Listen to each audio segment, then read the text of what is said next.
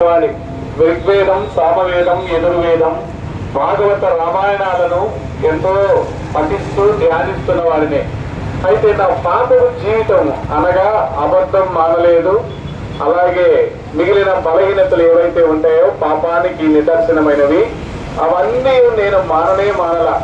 ఎప్పుడైతే ప్రభు అయిన యేసుక్రీస్తు వారి యొక్క వాక్యమును విని రక్షణ పొంది మారు మనసు పొందినాను, ఇకపై పాపము చేయుటకు ధరించినాను అనగా భయపడుతూ వచ్చినాను. అది ప్రభు అయిన యేసుక్రీస్తు యొక్క నామము ద్వారా, ఆయన రక్తధారల ద్వారా మనము పాపములు కడగబడతాయి. కనుక ఈ సమయంలో మేము మీ మధ్యకు వచ్చి ఈ మాటలే మీ మధ్యకు తీసుకొస్తున్నాం. కాబట్టి బైబిల్ సెలవేస్తుంది, ఈ పాపములను పరిహరించడానికి ప్రభు అయిన యేసుక్రీస్తు వారు ఈ లోకానికి వచ్చినారని.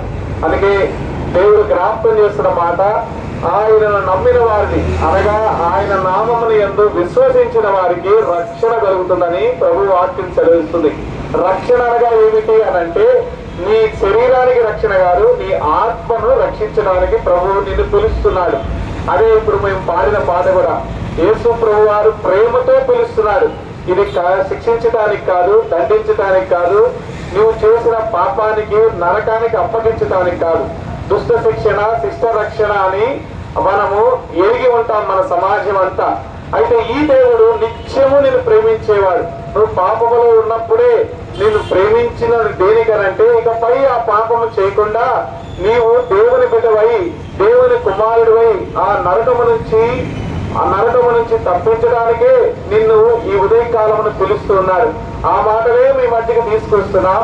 కనుక ప్రభు అయిన యేసుక్రీస్తు వారు నీ పాపముల నిమిత్తముగా కలువరి శిలువలో వేలాడి ఆయన కార్చిన రక్తధారలను నువ్వు నమ్మి విశ్వసించిన ఎడలా ఇప్పుడే ఈ క్షణమే నేనే రక్షణ నీ జీవితంలో కలగజేయబడి నీవు నిత్య జీవనముకు వారసుడుగా ఉంటావు. కనుక ఈ మాటలను నమ్మిన ఎడలా ఇప్పుడే నువ్వు నమ్మి చిన్న ప్రార్థన చేయి మాతో పాటు.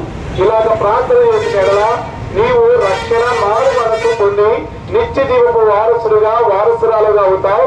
కనుక ఇదే రక్షణ దినం, నేనే ప్రభు నిన్ను పిలుచుచున్నాడు. ఆ ఈ పిలుపును నువ్వు అందుకుని ప్రభు నామములో రక్షణ పొందాలని మా ప్రయత్నం. ఈ ప్రయత్నాన్ని దేవుడు నిన్ను కూడా ఆశీర్వదించి నీ కుటుంబమును కూడా రక్షణతో నింపి నిత్యరాజ్యపు వారసులుగా చేయనుగాక. ఆమేన్. ప్రార్థన చేస్తాం. ఈ తండ్రి, చెప్పబడి మాటలు దీవించండి. పాపులను రక్షించడానికి లోకానికి వచ్చామన్న సత్యాన్ని ప్రజలు ఎరిగి వారి మనోనేత్రం వెలిగించబడి సత్యదేవుని ఎరుగుట ద్వారా నిత్య జీవం వారికి దయచేయి. నిజమైన దేవుని ప్రేమను పొందినట్లుగా అంగీకరించి ఆశీర్వదించమని, ముందుకెళ్తులుగా తోడుగా ఉండము, ఇచ్చే పత్రికల పుస్తకాలు దీవించమని యేసు నామములో ప్రార్థించి అడిగి వేడుచున్నాము తండ్రి.